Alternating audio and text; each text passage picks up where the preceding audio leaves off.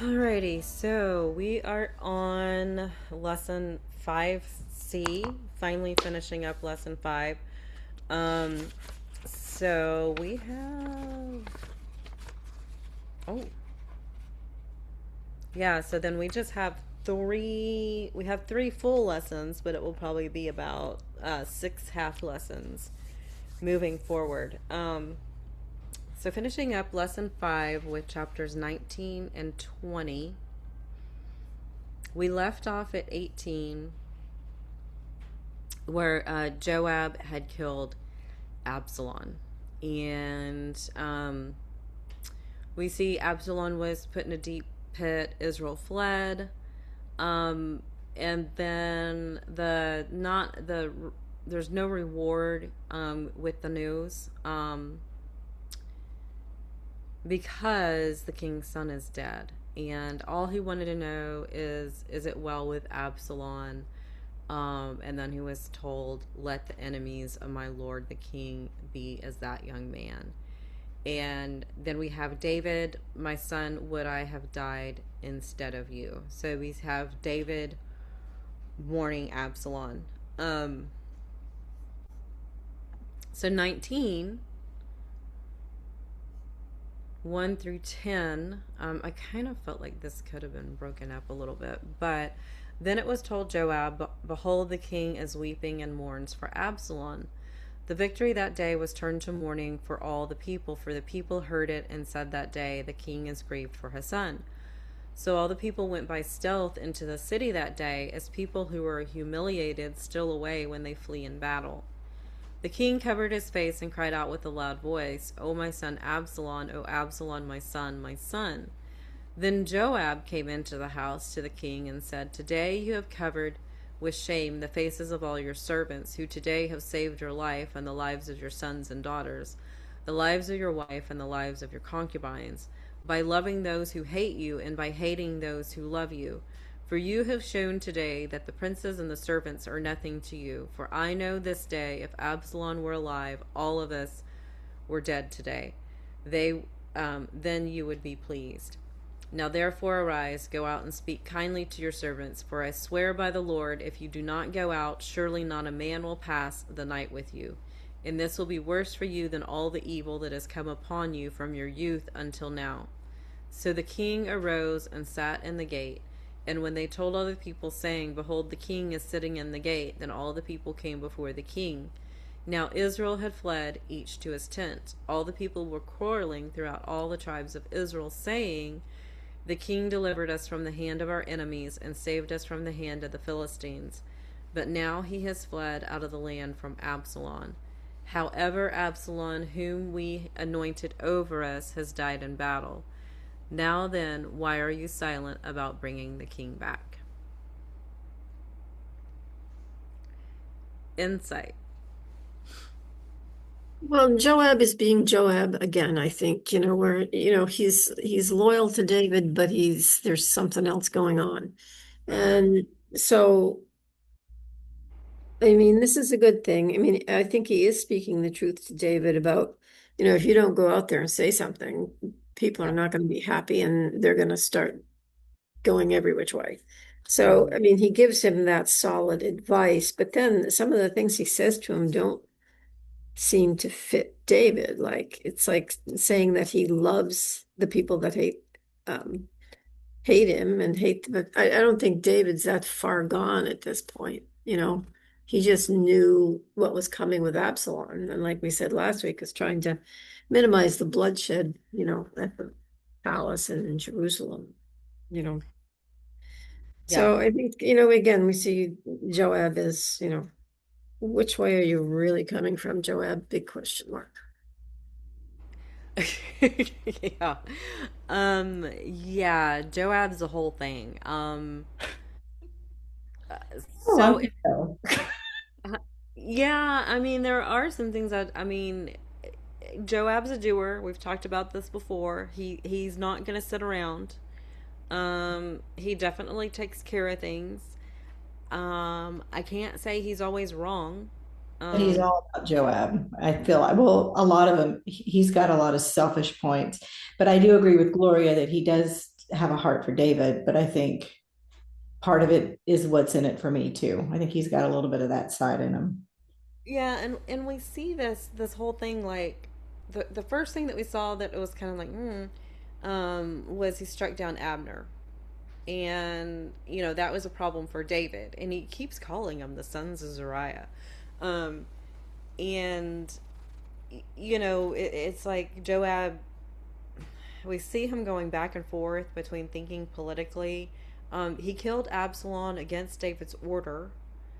Um, and so we see like this kind of up and down, back and forth. And I guess that's with anyone, really, but there just seems to be this Something.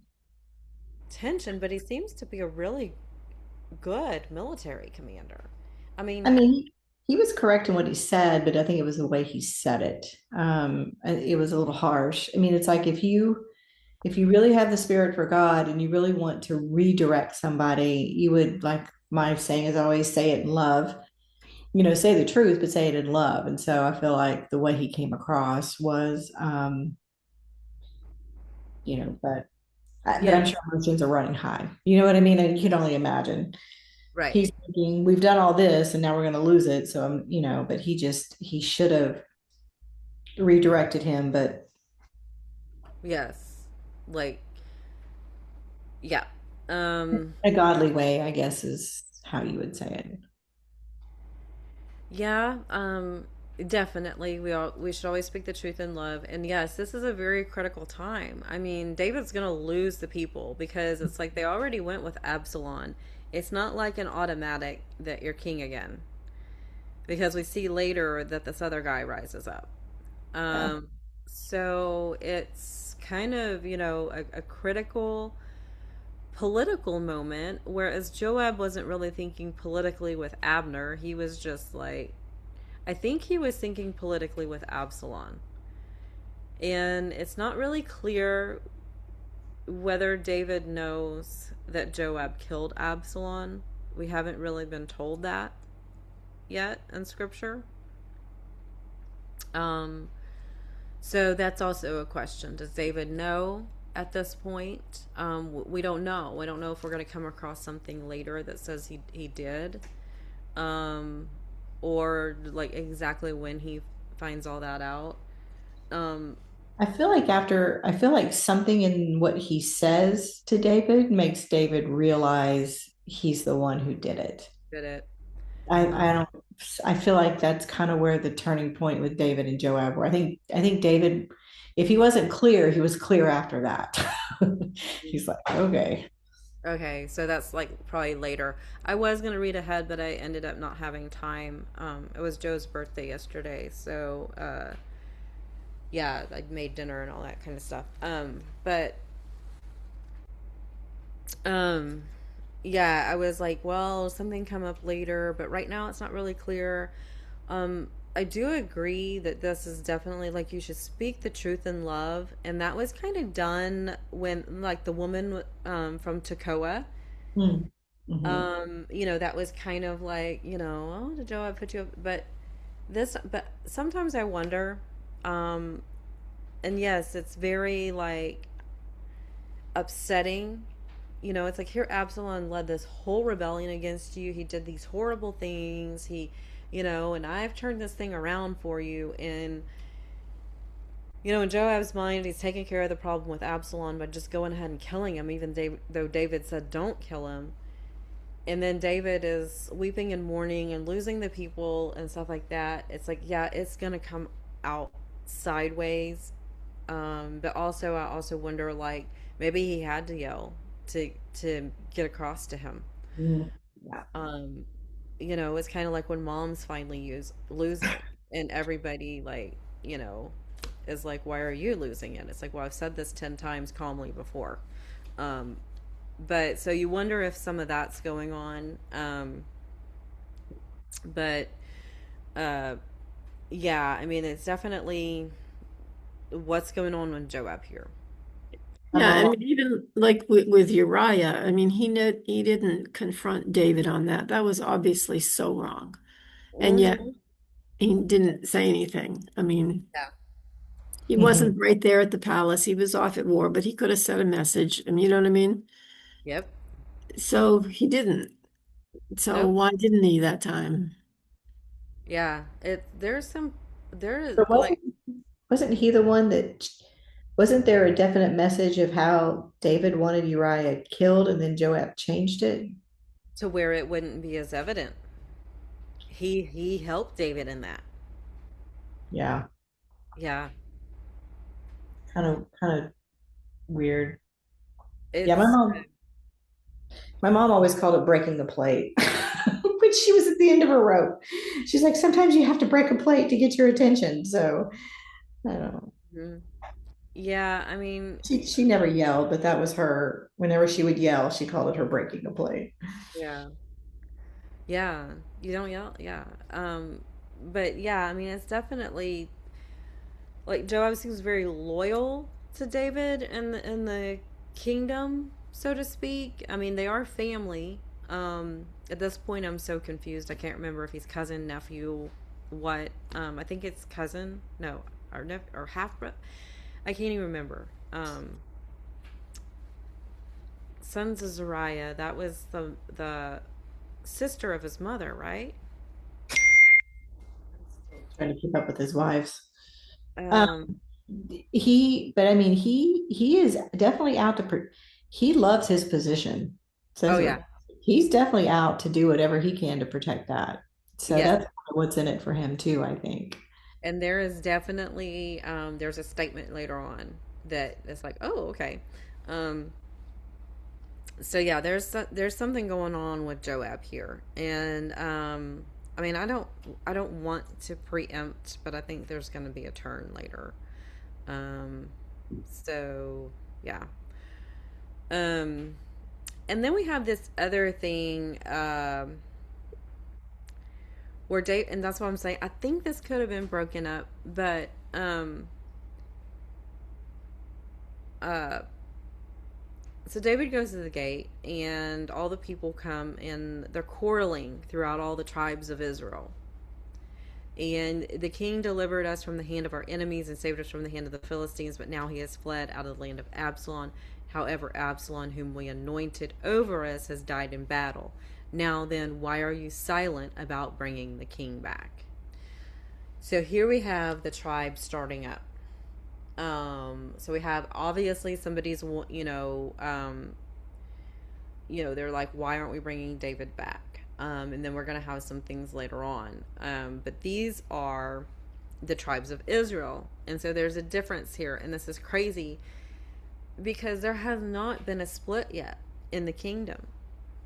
But yet we have 10 tribes, and it's described later. They say we have 10 parts in David. And then we have the other two tribes, Judah and Benjamin, being described as Judah already in Second Samuel.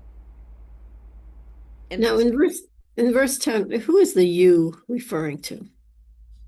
Because it says all the people are quarreling, blah, blah, and they were saying this. The quotations are still open, so they're still saying verse 10. Uh-huh. And the people are saying, why are you silent about bringing the king back? Are they talking to David or are they talking to Judah? Or, I mean, It doesn't, that's what, it's not to me, it looks like they're just quarreling and talking to whomever is against bringing the king back. It could be because then there's Judah that is supposed to be for David that is like holding out later on.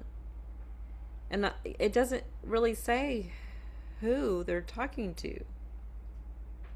Because wouldn't David, if he's going back to Jerusalem, wouldn't he be going to sit on his throne again? Or is he not? Because he's just, uh, yeah, it doesn't really say.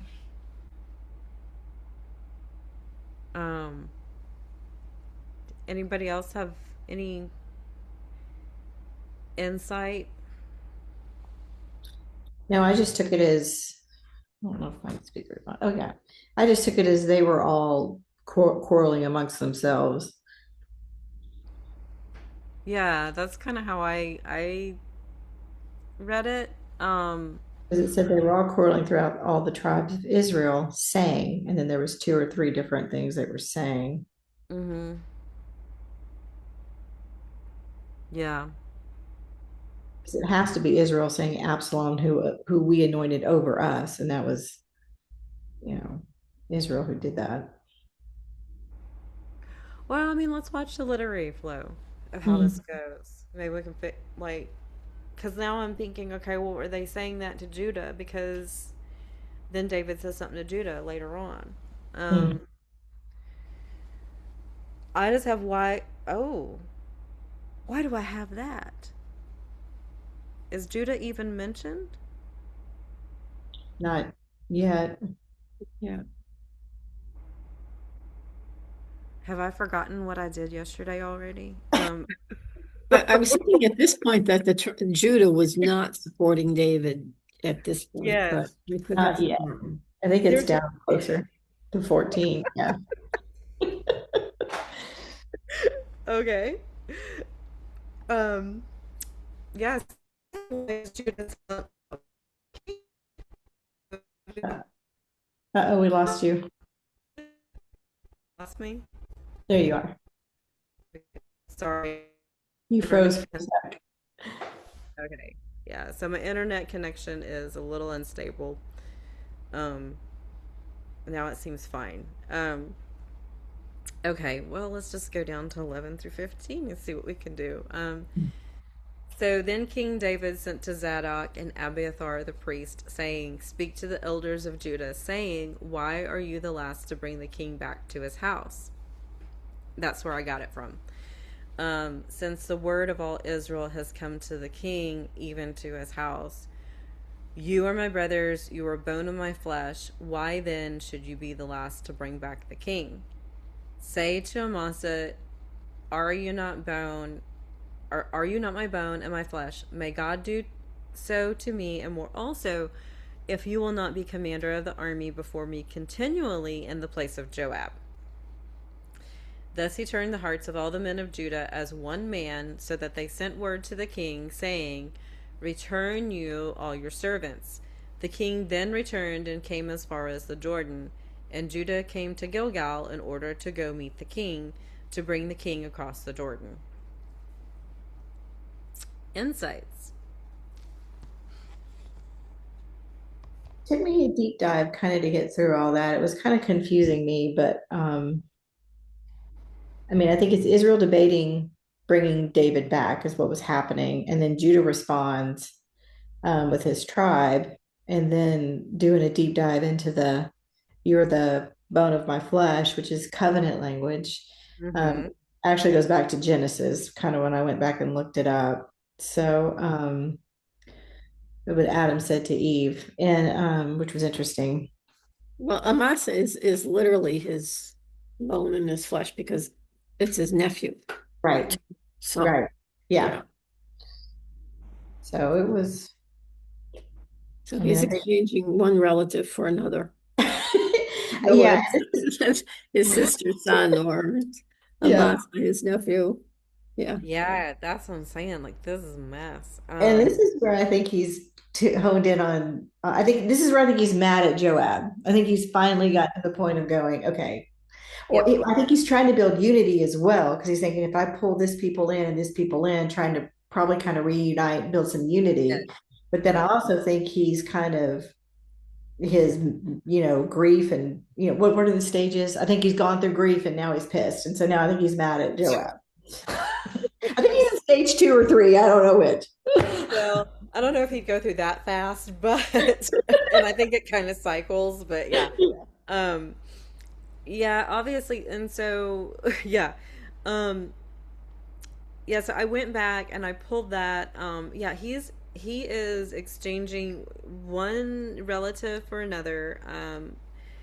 Commentary commentary said this was wisdom from above, because David is keenly aware of very three important things this will accomplish. First, it will raise the morale of the nation. Second, it will remove fear of retribution. And third, it will serve as a rebuke to Joab. Mhm. Yeah. I think Um, he's trying to pull it all together. yes. So yeah, we had Judah holding out. Um, yeah, it was a whole thing. And yeah, I mean, like Amasa, Absalom kicked out Joab, appointed Amasa, and now David is appointing Amasa and kicking out Joab. Um, so yeah, this is, I don't know.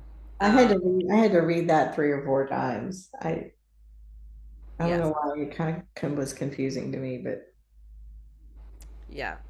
Um, it was a lot. And then I was back on this whole like how they worded this because Amasa was the son of Ithra who slept with David's niece, and I was like, oh boy. Um, oh yes, forgot about that.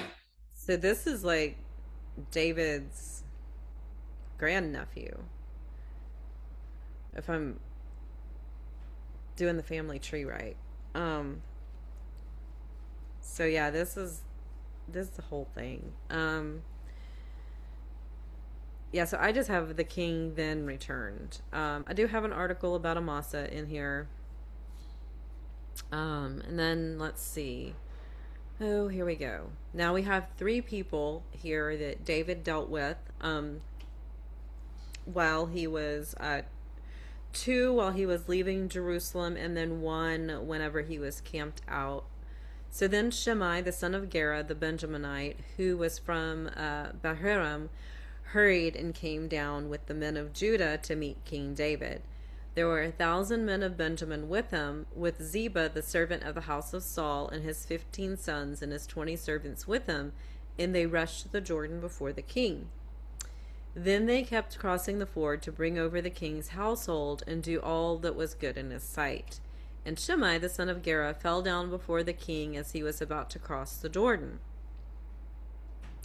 So he said to the king, let not my lord consider me guilty, nor remember what your servant did wrong on the day when my lord the king came out from Jerusalem, so that the king would take it to heart. For your servant knows that I have sinned. Therefore, behold, I have come today, the first of all the house of Joseph, to go down to meet my lord the king.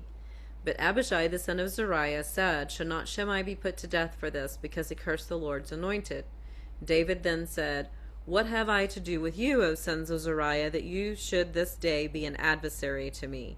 Should any man be put to death in Israel today? For do I not know that I am king over Israel today? And the king said to Shimei, you shall not die. Thus the king swore to him. Insights.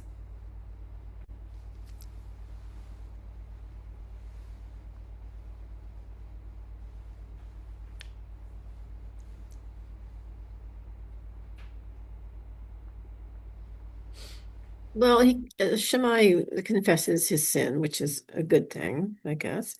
You know, Mm-hmm. um, although it does seem to make him an enemy in the next few verses. But also Ziba, it's interesting that Ziba's there, Mm-hmm. after his deception with Mephibosheth. Mm-hmm. Um, so again, you get a lot of cross themes just going back and forth here with people. Um, you would think David would definitely have to have the wisdom of God to sort this all out. So tell me about the deception again, Gloria. I forgot. That's when David was leaving Jerusalem, and Mephibosheth would have gone with him, Oh but yes. said, "Oh no, no, you're lame. You stay here. Let me go in your stead," and blah blah blah. And then when he got there, Ziba, he lied to David about why Mephibosheth didn't come. Yes, yes, yes. Okay. I don't know why I had a brain. Yeah. What a little Something else that's kind of confusion. interesting is that, all of the things that um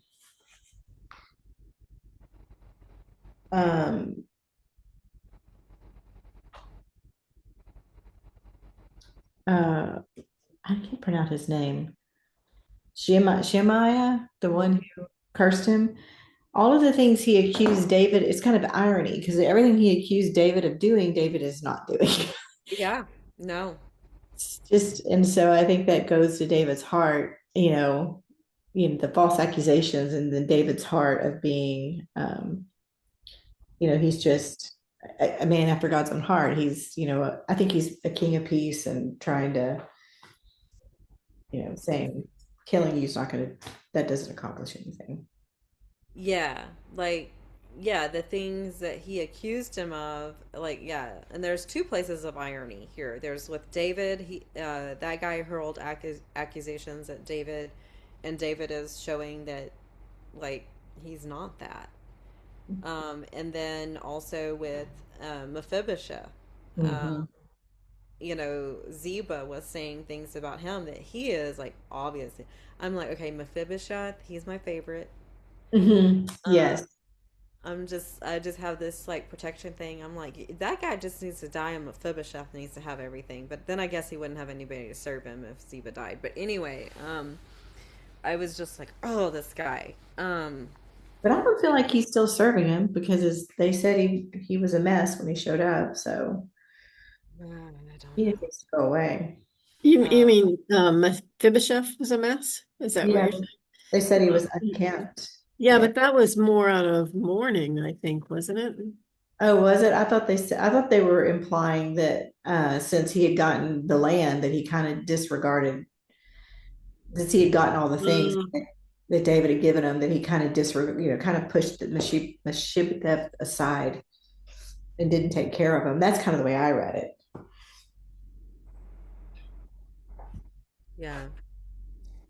Mm. He just wanted the things. Well, I don't.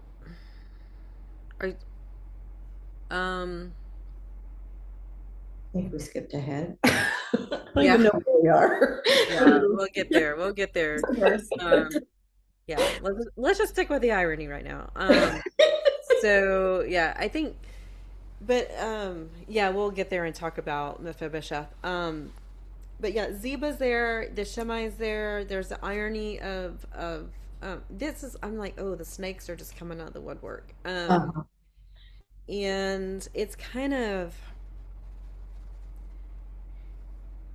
yeah. I mean, this guy. I'm like, I don't think he's definitely a snake. He's definitely oily. He's definitely somebody to watch. But you know, I do think Abishai, is just like, hey, should he be put to death? But then David's response, what have I to do with you, O sons of Zuriah, that you should this day be an adversary to me?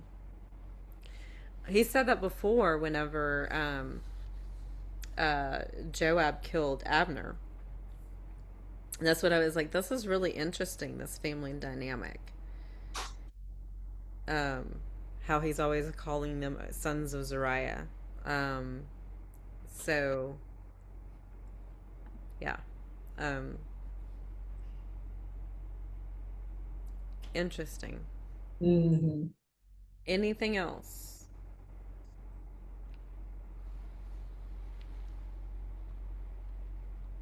So I just put, should any man be put to death in Israel today? Um, so just, I don't know if you guys, if you've noticed where I'm just kind of taking, um, kind of the like main sentence out of the text. I mean, sometimes I'll take some words and shove them together, but I'm always getting the paragraph titles out of the text. The only thing I'm not doing that I should do is putting the verses that I pulled them out from. I'm just not that. Um, I don't know. It's probably my some ADD problems or something why I don't do that. But I can always figure out where I'm getting them from, and then also my chapter theme is going to come from the text. So that's just standard precepts. You always want it to come from the text. So let's see. So then we have Mephibosheth, so we can talk about him now. 24 through 30. Then Mephibosheth, the son of Saul, came down to meet the king, And he had neither cared for his feet, nor trimmed his mustache, nor washed his clothes from the day the king departed until the day he came home in peace. So that's Mephibosheth not doing that. And it was when he came from Jerusalem to meet the king that the king said to him, "Why did you not go with me, Mephibosheth?" And he answered, "O my lord the king, my servant deceived me. For your servant said, I will saddle a donkey for myself, that I may ride on it and go with the king, because your servant is lame.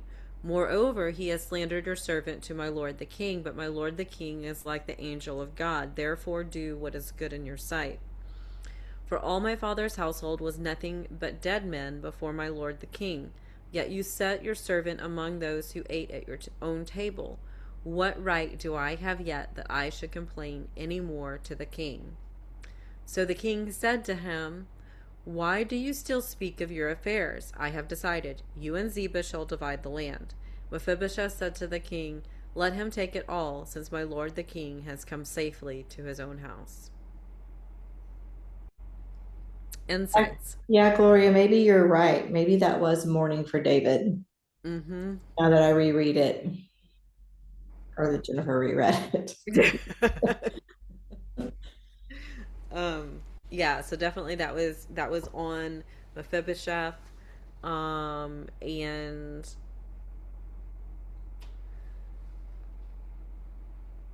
insights.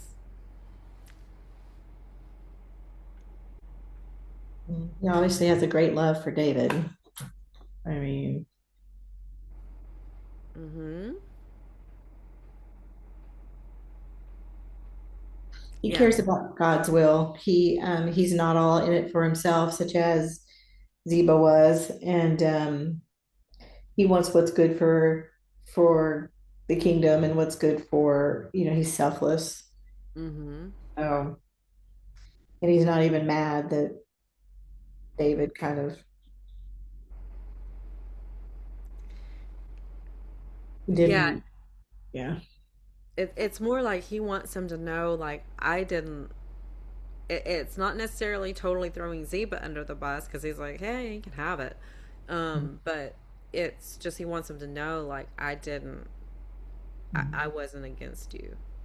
Like, I didn't do that. Um, I feel like he kind of looks at David as family. I mean, from the Jonathan David connection, and there's just you can tell there's a great love for David. right. And we have this simile: the king is like the angel of God. He knows he's the Lord's anointed. Mephibosheth is probably the only one that is showing his faith right now. Yeah. At least we got one. We got one. Yeah, we got one. And definitely, must have been handed down from Jonathan, as far as, Deuteronomy 6, teach them diligently, from morning to sunset, till they go to bed. Teach them, teach them, teach them. So that obviously happened in his father's household. Um, and I love this. Um, For all my father's household was nothing but dead men before my lord the king. Yet you set your servant among those who ate at your own table. What right do I have yet that I should complain any more to the king? Oh, if we all could be like this with God. Mhm.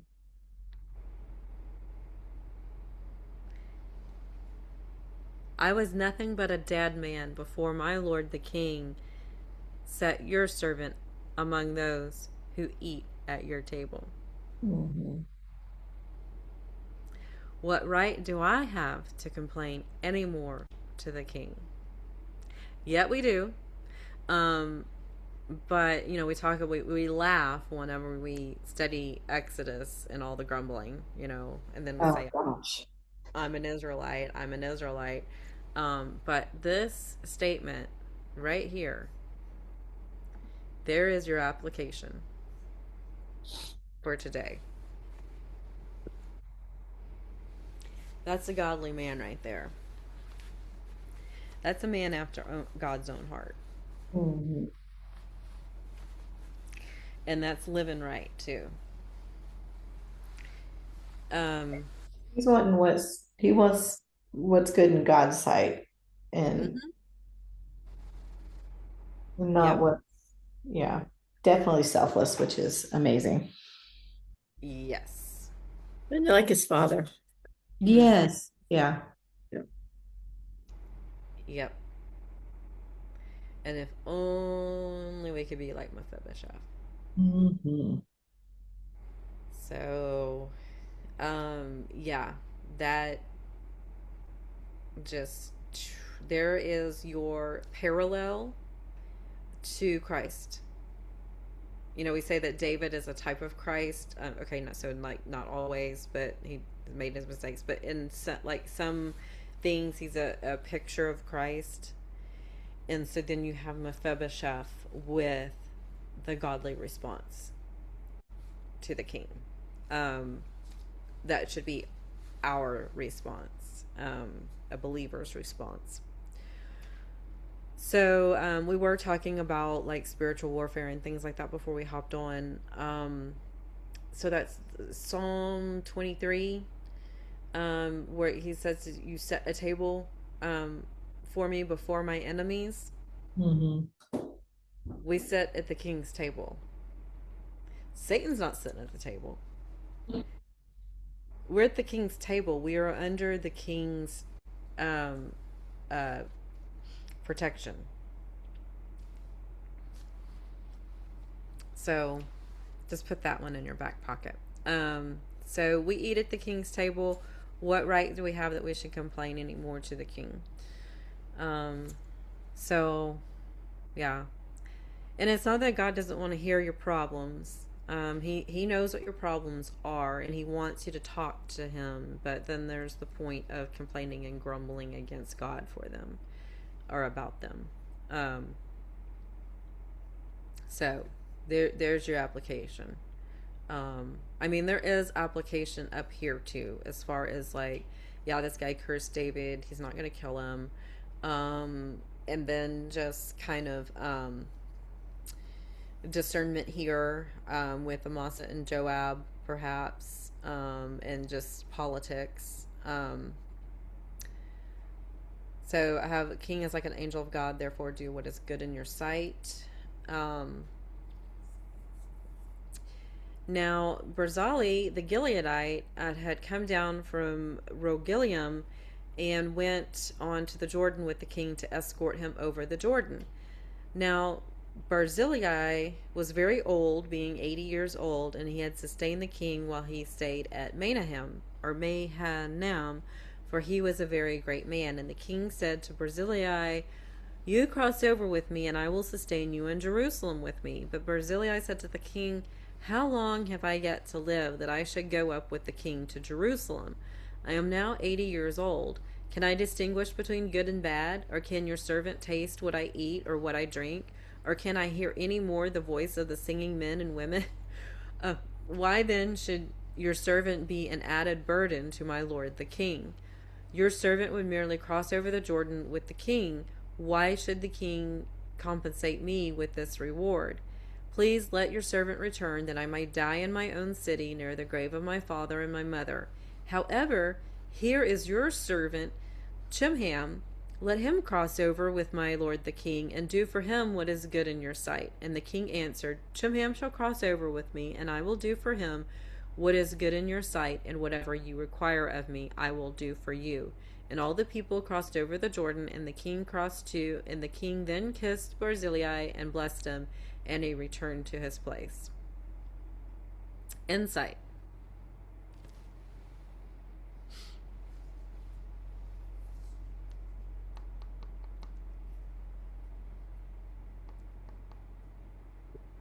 Well, I mean, this was good of David and predictable. I mean, he took care of people who took care of him. So um he wants to do that for Barzillai. Mm-hmm. But then he's also Barzillai is also wise and like, I'm an old man. I am really no good to you. Let's get honest here. You know what I mean? He's really calling it like it is.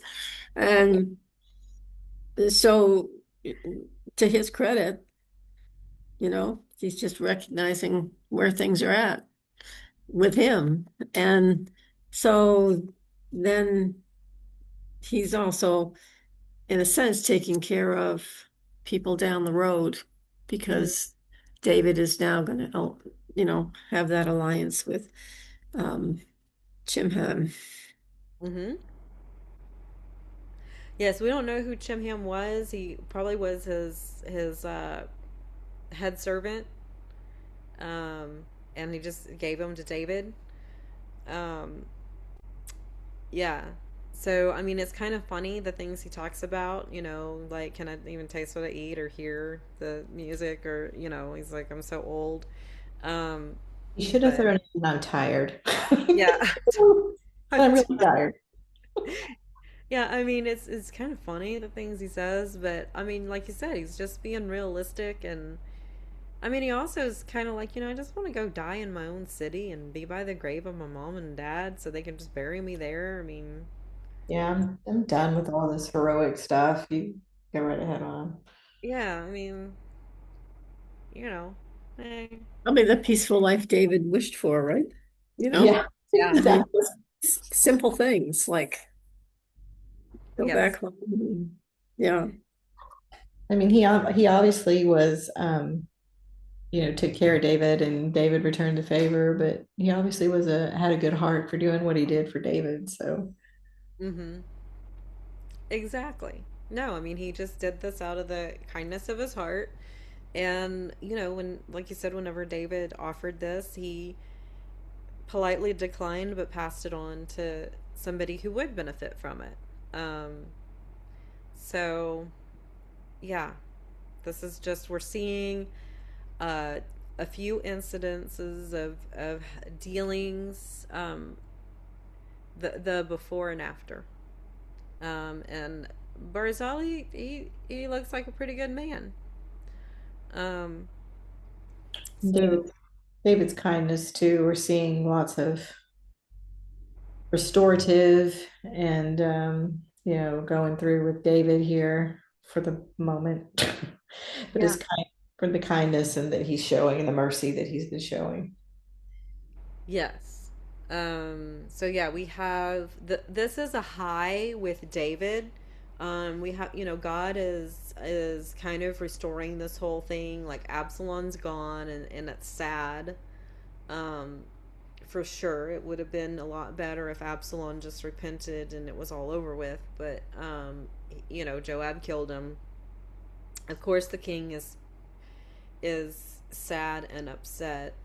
But then we see him now returning to Jerusalem, and just how he's dealing with people and dealing with the aftermath. I mean, this is definitely a high for David.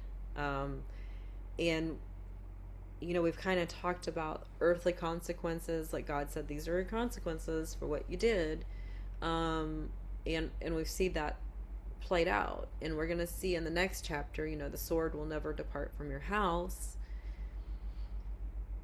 The sword will never depart from his house. It's this thing, just that part keeps going. But this is a high in David's walk for sure.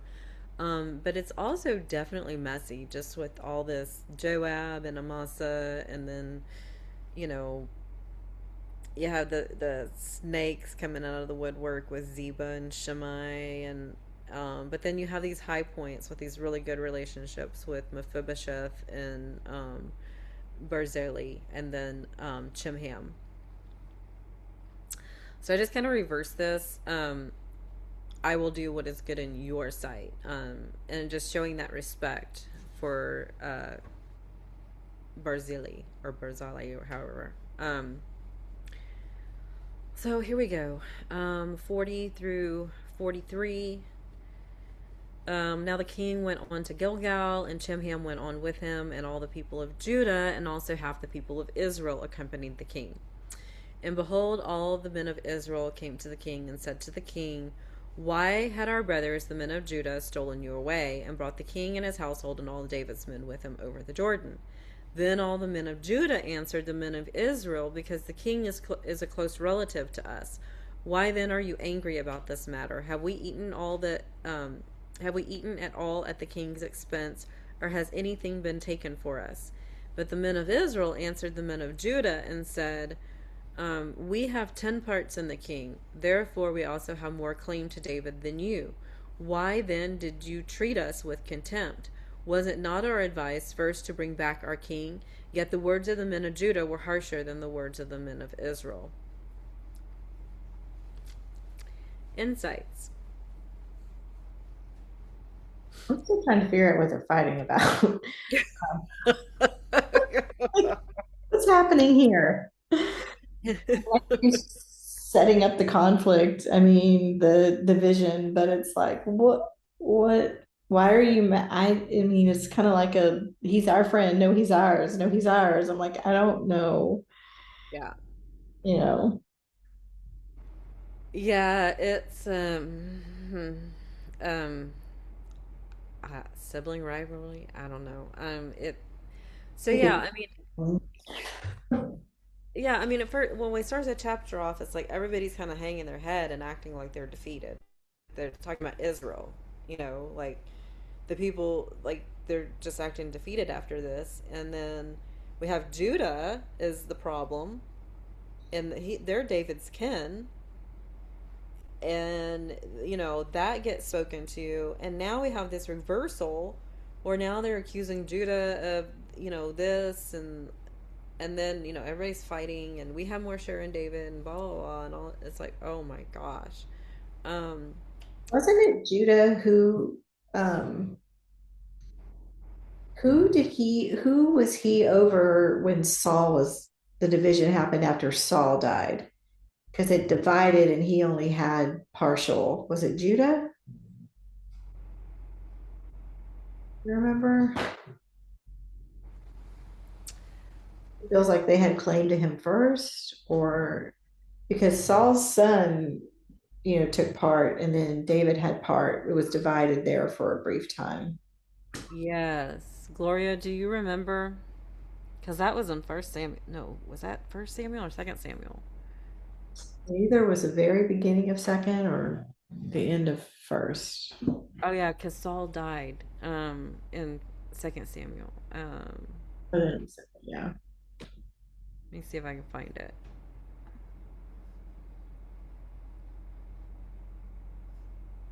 Oh yeah, he was anointed king over the house of Judah. So I guess that's why they kind of have a loyalty. I thought it was Judah. And then Yeah. Saul's son had the other. Mm-hmm. Yes. Yes. There was that Israel Judah division. And so That's and then the house of Benjamin, Saul was from the house of Benjamin. okay. Yeah. So I'm it was. trying to figure out all the players and why maybe who was mad at who and why. So, Yeah. And I mean, it's really just striving, like you said, the favorite, and who's going to get the favor, because yeah, I mean, David was king over a united Israel, 12 tribe Israel, so to speak. We see a division here. But they still had their chiefs of their tribes, their leader of their tribes, and then there was jockeying for position within the kingdom between them. yeah. um I actually think that, you know this is just a TV show, but I do think the House of David does a good job of showing that, like It how does. kind of it was, as for, I mean, there were civil wars, there were wars between tribes, there was all kinds of things going on. We saw with this whole, like, Absalom, and what we saw with Saul whenever the kingdom was being transferred, to David. That was a whole thing. And then with this Absalom, how it's like, well, these tribes went here, these tribes went there. And then we have Judah that had first anointed David as like holding back, and then when they finally are like, okay, then the other tribes argue with them. It's like, okay, well, And it's jockeying for position. That's what everybody's kind of. Yeah, that's what it sounds like. I mean, coming out of Joshua, where he was taking over the land and then doing all he was doing, and then he says, okay, it's up to you now to go finish driving everything out and doing what you could do. And then you go into Judges and you see how that worked out. It did not. And so it's kind of like, you see how then it kind of just continues on. I mean, it's crazy. Yeah. But it's because they didn't obey God and Hmm. from the Yeah, get-go. I think that back with Saul's reign, the way you don't see the full division, but you do see the beginning of it. Yeah, like when he fails to win that battle against the Philistines. Mhm. That's kind of the beginning point, maybe. Hmm. Yeah, and And then after Saul died, it got a little more yeah, and different. it was kind of a. I mean, yeah, Israel was calling for a king as a whole, pretty much. Whenever with Saul, and Samuel's like, okay, well, this is going to be the procedure of the king, so this is what you get. But I mean, that was kind of a whole thing. Like, it took a little bit. He was anointed a couple of times, but yeah, I mean, you see like the point getting from the judges to the king, and then now we have some splintering as we're going along. Um, so yeah, it's kind of those 12 tribes have their chiefs, and so there's a lot of politics involved in order to keep those chiefs kind of in line with you, obviously. We have lobbyists like we do today. Kind of same thing, right? Yeah, like, oh boy. Politics. So I just have return you and all your servants. Here we go. Now a worthless fellow happened to be there whose name was Sheba, the son of Bichri, a Benjaminite, and he blew the trumpet and said, we have no portion in David, nor do we have an inheritance with the son of Jesse. Every man to his tents, O Israel. So all the men of Israel withdrew from following David and followed Sheba the son of Bichri, but the men of Judah remained steadfast to their king, from the Jordan even to Jerusalem. Insights.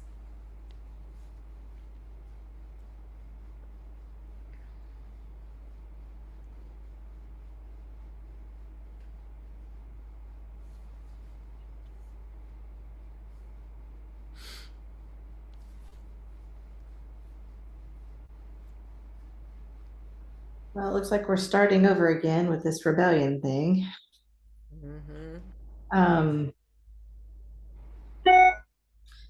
so we have no portion in David, which means we have no share in David. And then nor do we have inheritance in the son of Jesse, which is kind of a slap in the face, saying Mm-hmm. David really doesn't have any right to rule because of where he came from, is kind of how I'm reading that. Mm-hmm. So Yeah. that's kind of my notes I have. Yeah. It definitely just yeah. Um, so you have all this fighting, and then all of a sudden it says a worthless fellow. We've seen this word before in First Samuel, describing others. So yeah, he blows the trumpet and says, "We have no portion in David, nor do we have any inheritance in the son of Jesse. Every man to his tents, O Israel." So yeah, and so then we see that all the men of Israel withdrew from following David, but and then followed Sheba, and then the men of Judah remained steadfast to their king. So everybody's like congregated and camped out in their tents or whatever. But yeah, now we have now every man to his tent. They're not following David anymore. It's only Judah following him into Jerusalem. Um, And I feel like David was trying really hard to pull this all together in chapter 19. Like, kind of, God, I feel like God was showing us he's doing, you know, mhm. but there just still was unresolved issues from way back that are still unresolved, apparently. Yeah, I mean, all the fighting like led to this. Just yeah. Um, and this is the part of the sword never departing from your house. Like it's just yeah, this is what's happening now. He's still the Lord's anointed. He's still the anointed king. Nobody else is. It's just not going to be easy. Yeah. Um, so I just have the men of Israel followed Sheba, but the men of Judah remained steadfast to their king. And then we have, then David came to his house at Jerusalem, and the king took the 10 women, the concubines whom he had left to keep the house, and placed them under guard and provided them with sustenance, but did not go into them. So they were shut up until the day of their death, living as widows. Insight.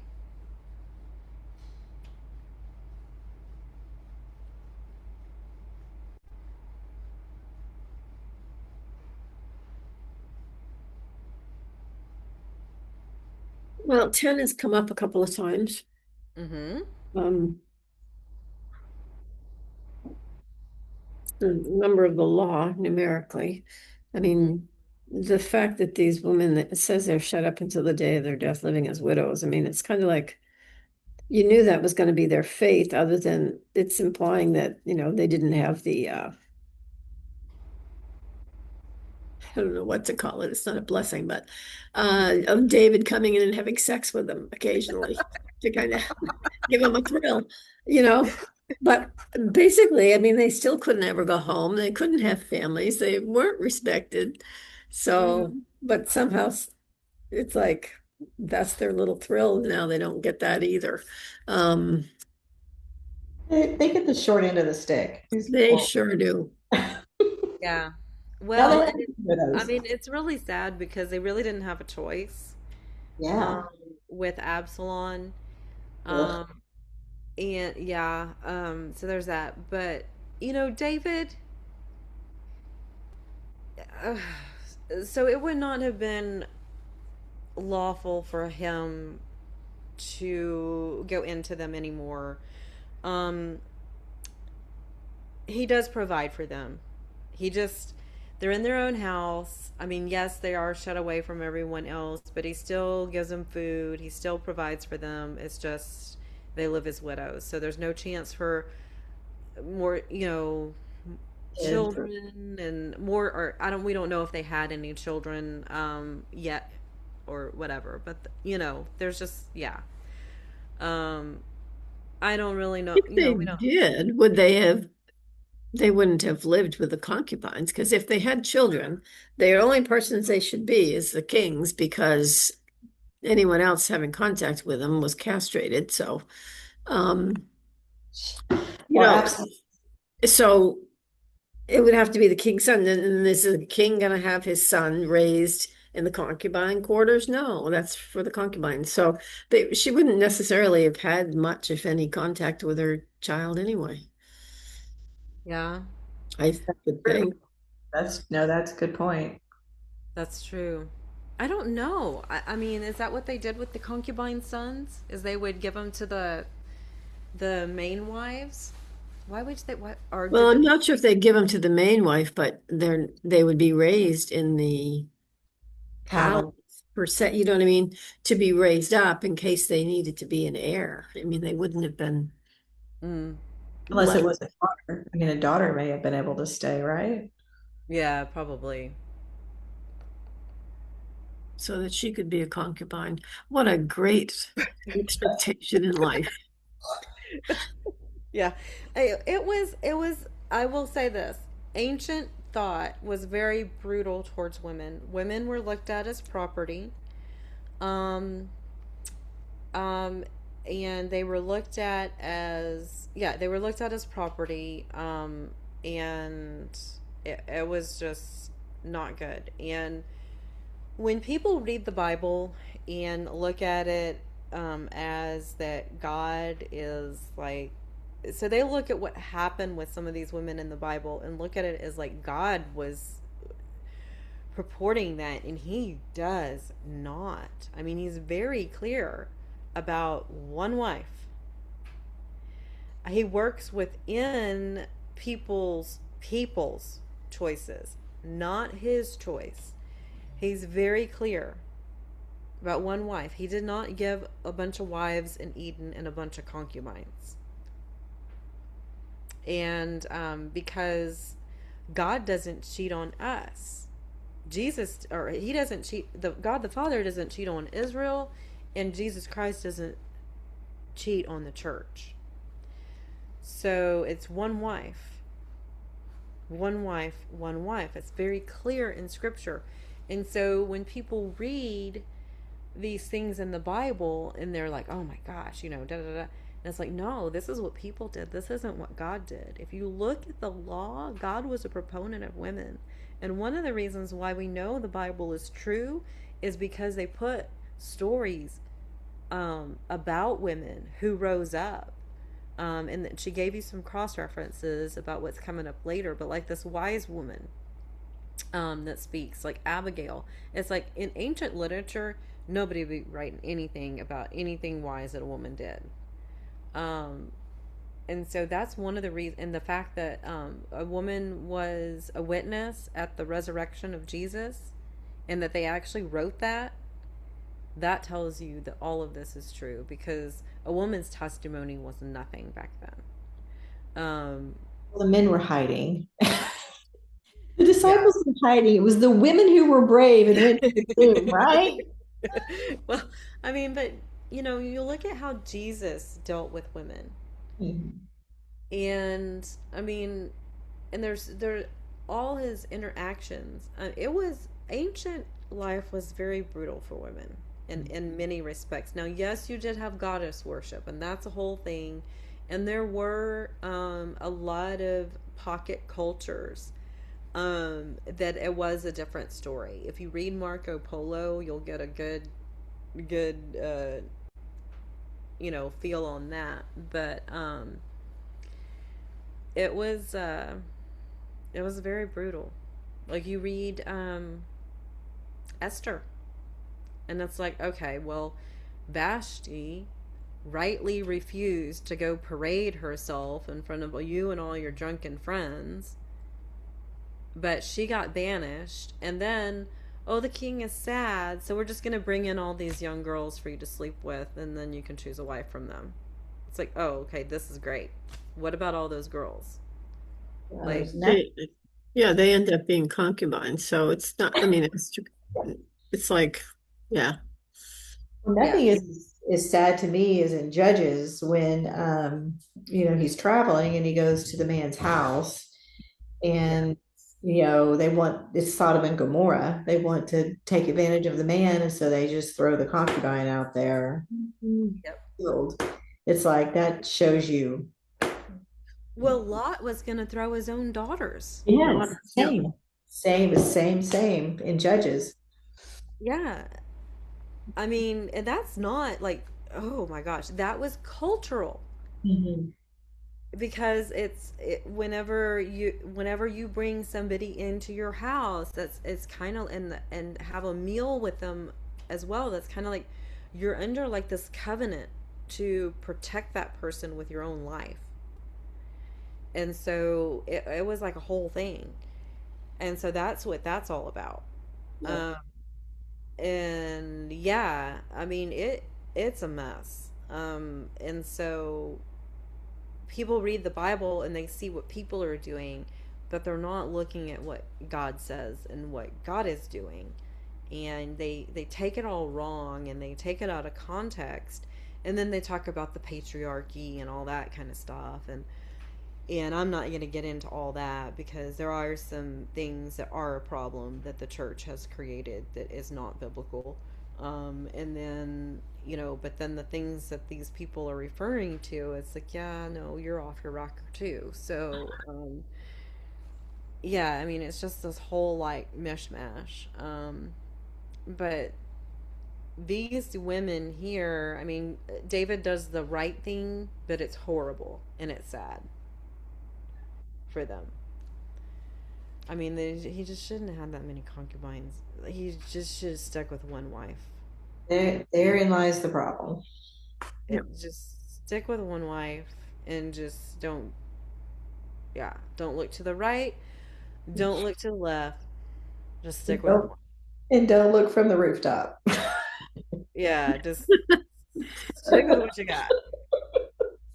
I think that's a lot of the problem with Michelle, Saul's daughter. Like, so yeah, but this is, I mean, this is really, he does the right thing here, but it's really sad. Um, so now we know what happened with them. So the 10 women lived as widows until the day of their death. Um, so, oh gosh, here we go. Joab. Now I think we get a good picture of some things. Then the king said to Amasa, "Call out the men of Judah for me within 3 days and be present here yourself." So Amasa went to call out the men of Judah, and he delayed longer than the set time which he had appointed him. And David said to Abishai, "Now Sheba the son of Bichri will do us more harm than Absalom. Take your Lord's servants and pursue him, that he does not find for himself fortified cities and escape from our sight." So Joab's men went out after him, along with the Cherethites and the Pelethites and all the mighty men. And they went out from Jerusalem to pursue Sheba the son of Bichri. When they were at the large stone which is Gibeon, Amasa came to meet them. Now Joab was dressed in his military attire, and over it was a belt with a sword in its sheath fastened at its waist.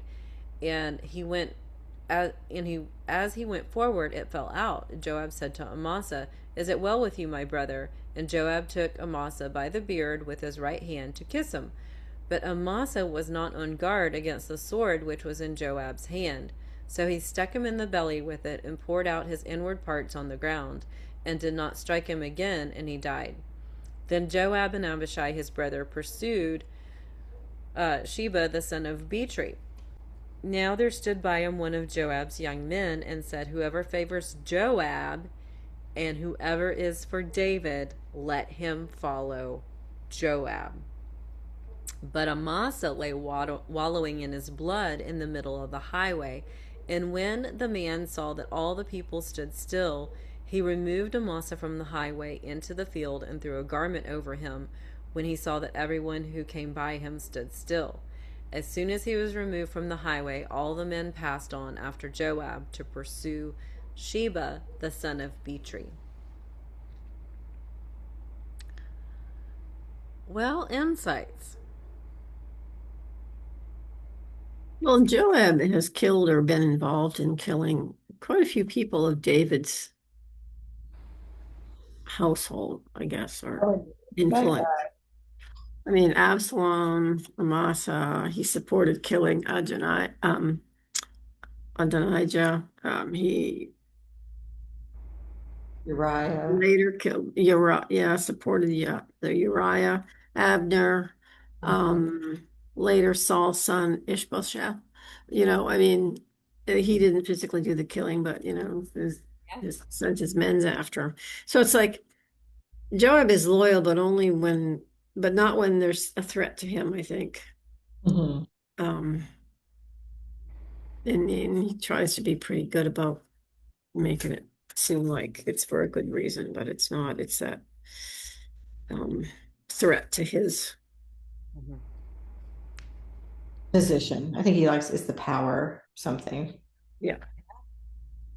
Then, but then there's Amasa. I mean, it's like he obviously was not prepared to take on this position. Or another thought I had was, I think Joab, being the personality that we know he is, probably had his men so conditioned to not listen to him, no matter what David said.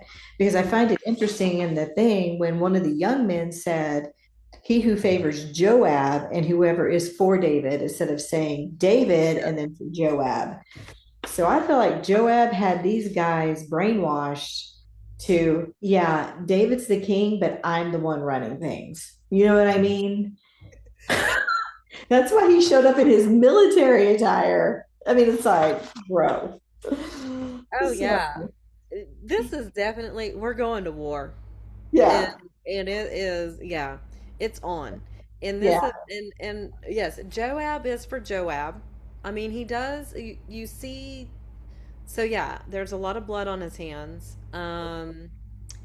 I mean, he is faithful to David up until the, well, I mean, he did kill Abner, but up until the point he killed Absalom. Mhm. And then there's just this whole fallout where it's like, oh crud, I've lost my position. Now I gotta get my position back, so I'm gonna kill Amasa. But I mean, also Amasa, like you said, wasn't a great military leader. Joab is. No, Um, and I feel like, yeah, Amasa did not have the authority, or he did not project the authority. Because I feel like, again, I feel like Joab had his guy. I mean, would you want to cross this guy? I mean, look at all the guys Gloria just named off that he killed. I mean, I feel like he had them so brainwashed that they weren't going to listen to Amasa. No matter what Amasa tried to do, he's not going to be able to rally or run this group. It's not yeah, I happening. mean, yeah, no, it took a while for him to get Judah moving. Like it, it Yeah. just, yeah, I mean, it's a whole thing. So, right or wrong, I mean, these are the politics of it. Um, and I mean, it's Joab that ends up taking care of business.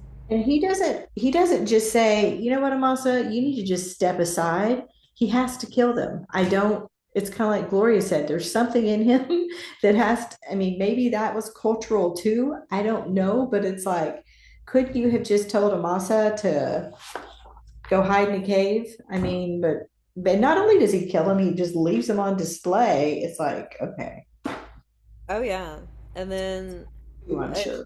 and then the kid that stands beside him and says that whoever is for, whoever is for Joab and whoever is for David. And then he realizes like everybody's like just, it's like, what do they call it? Whenever there's a wreck on the road and everybody just, yeah, it's like, Sight, whatever it's, yeah. yeah. And it's like, okay, so then he finally pulls the body off and just covers it so everybody will just, go on their way. But it's like, um yeah, I mean, this is like, I'm just like, oh my gosh, all this is such a mess. And it's like David appointed Amasa over everybody, and Joab but doesn't. Joab just like takes back over. Yeah, he didn't care. He's like, and that's what I mean. I feel like he's got all these troops conditioned, and he's just like, I'm running I let David be the figurehead, but I'm the one running the show over here. That's how he acts. That's how he acted with Uriah. It's how he acts with all of this. Kind of in the background, he just seems to be, Yeah, thank you for saying definitely, that, but I'm going to do it my way. definitely a strong personality. Goodness gracious. I mean, and can you imagine? So this makes it even funnier. Whenever Absalom is just like sends like three messages to Joab, and then like, he doesn't respond, so he just burns his field. I'm like, okay, you two, like this is hilarious. But I mean, it's they were both kind of the same lot, so to speak, except yeah, just different in what they did. That's a little more violent, but yeah, both manipulative in a way. Yeah. Um, I mean, I'm sorry. I really think it's funny that it's like, okay, you're not gonna listen to me. I'm just gonna burn your field. The rest of what he did, not funny, but you know, so whoever favors Joab and whoever is for David, let him follow Joab. Um, so 14 through 22. I did highlight this because she gave us a lot of uh, cross references on it, mainly just pointing to other wise women in the Bible. And that's what, made me think of, that's how we know the Bible is true because they recorded all these things and they recorded women leading as judges and things like that. So now he went through all the tribes of Israel to Abel, and even Beth Makkah and all the Berites, and they were gathered together and also went after him. They came and besieged him in Abel Beth Makkah, and they cast up a siege ramp against the city, and it stood by the rampart, and all the people who were with Joab were wreaking destruction in order to topple the wall. Then a wise woman called from the city, "Hear, hear, please tell Joab, please come here, or please tell Joab, come here that I may speak with you." So he approached her, and the woman said, "Are you Joab?" And he answered, "I am." And then she said to him, "Listen to the words of your maidservant." And he answered, "I am listening."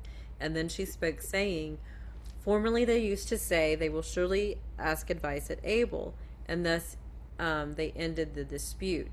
I am one of those who are peaceable and faithful in Israel. You are seeking to destroy a city, even a mother in Israel. Why would you swallow up the inheritance of the Lord?" And Joab replied, far be it from me that I should swallow up or destroy.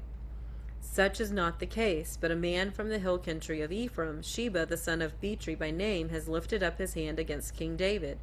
Only hand him over, and I will depart from the city. And the woman said to Joab, "Behold, his head will be thrown to you over the wall." Then the woman wisely came to all the people, and they cut off the head of Sheba the son of Bichri and threw it to Joab.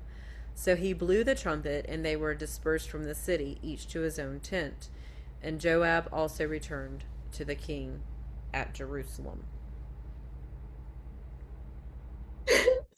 Okay, that's sarcasm, right? I mean, Joab was joking, right? Far be it from me. Okay. I don't know. I think he has his moments that he is on board, like, you know what I mean? I know, but it's like, bro, you just left what's his name in a pile of his own blood laying on the road. Okay. Yeah, well, that was for, but yeah, like it's like Joab has these moments where it's like he does the right thing, which he did the right thing here, and then he has these moments that it's like, yeah, oh, no, um, I know his personality. I mean, working at the police department as many years as I did, I just I can really I know these personalities, but it's like I just see him saying that with sarcasm, going, far be it from me to destroy anything. yeah, but I mean, he's saying Banging down the wall. like he's really like, yeah, half the time it looks like he's really acting in David's interest, in the Lord's anointed interest. I think he is. I think he is, but I think there's that flesh part that Yep, exactly. Yep, the flesh part Mhm. of what's my stake in all this. The power. Yeah. Yeah, I think the only person that we've seen so far that does not have, well, two, is Mephibosheth and that guy, that Borelli guy or whatever. I think those are the only two that don't have the flesh part.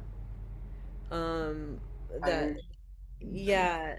So the old man, Ecclesiastes. Solomon had he wrote Ecclesiastes, and the sadness of that man who had everything, and it just gets down to just, you know, putting in a good day's work, having a good meal, and having the love of your one wife. Um, and I don't know the verse verbatim, but Joe quotes it a lot.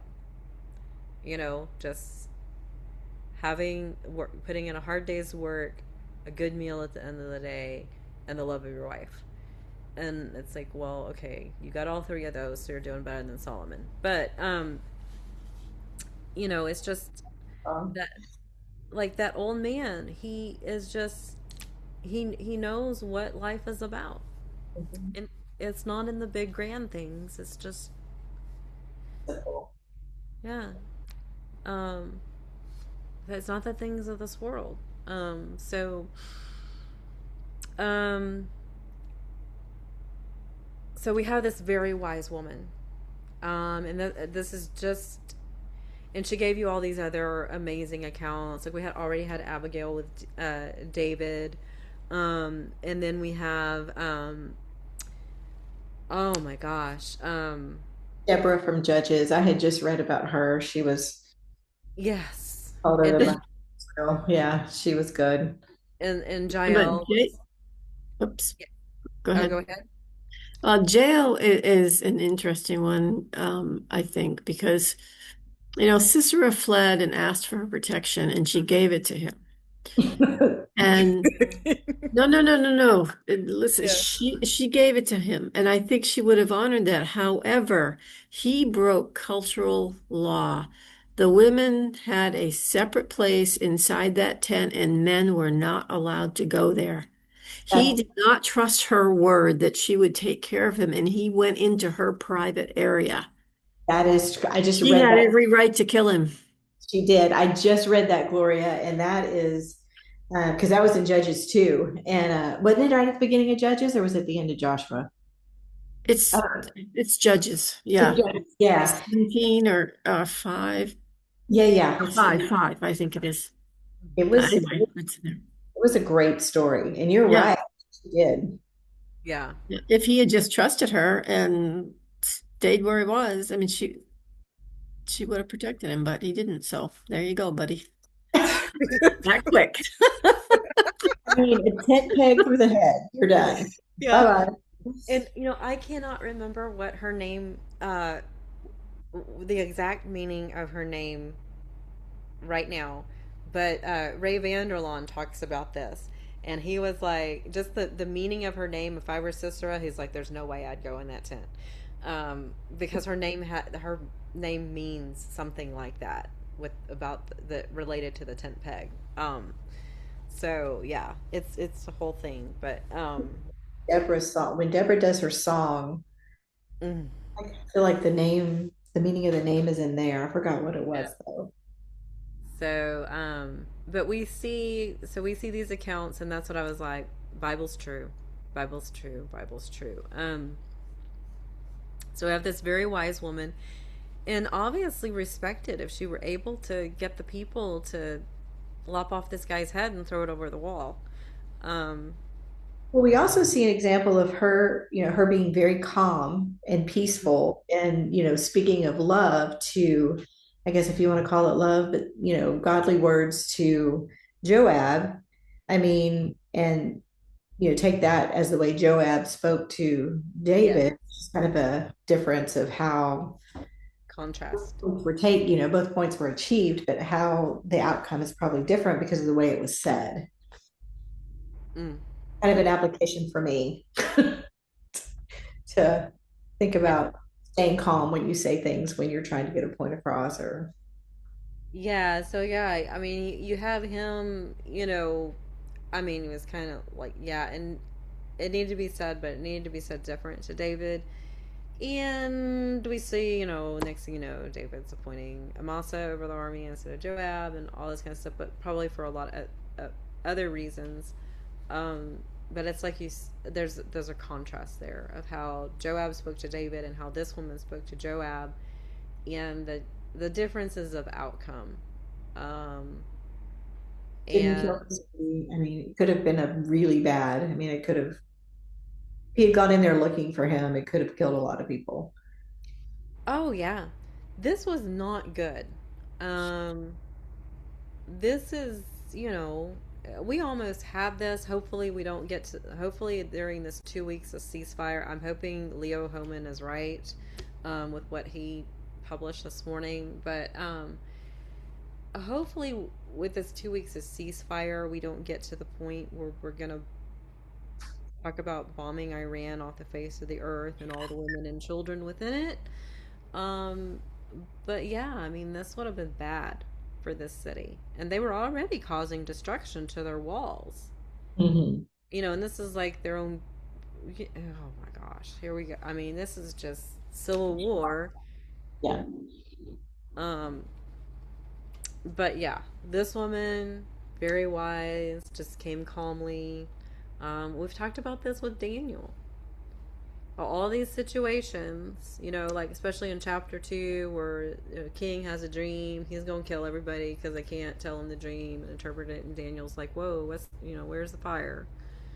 Okay, give me some, can I just have some time here? And, just very calmly, um, how he just calmly walks through everything.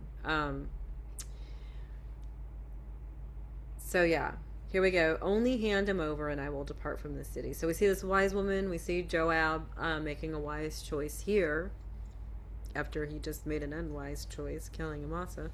Um, so then, ending it up 23, 24, 25, and 26. Now Joab was over the whole army of Israel, and Benaiah the son of Jehoiada was over the Cherethites and the Pelethites, and Adoram over the forced labor, and Jehoshaphat the son of Abalud was the recorder, and Sheva the scribe, and Zadok and Abiathar were priests, and Ira the Jerite was also a priest to David.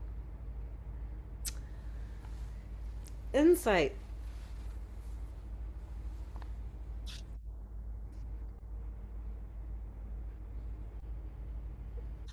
Well, Joab is still over the whole army.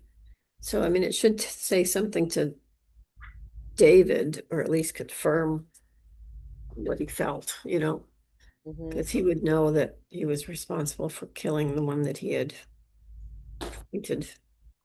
Yeah.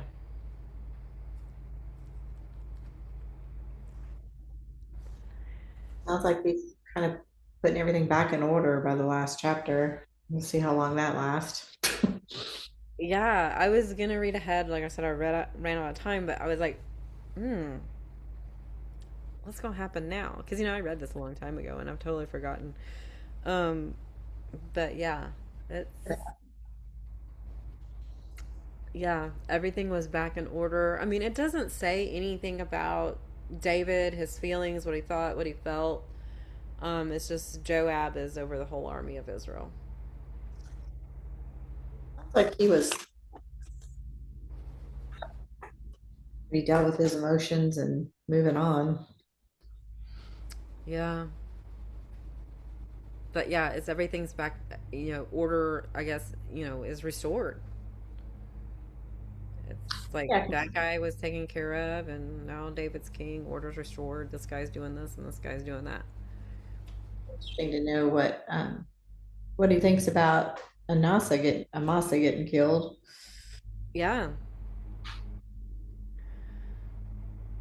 yeah. Talk about family dynamics. Goodness gracious. Yeah, that I was like, ooh. So I just have now Joab was over the whole army of Israel. So leading into lesson 6, the title of the next lesson is The Legacy of a Song.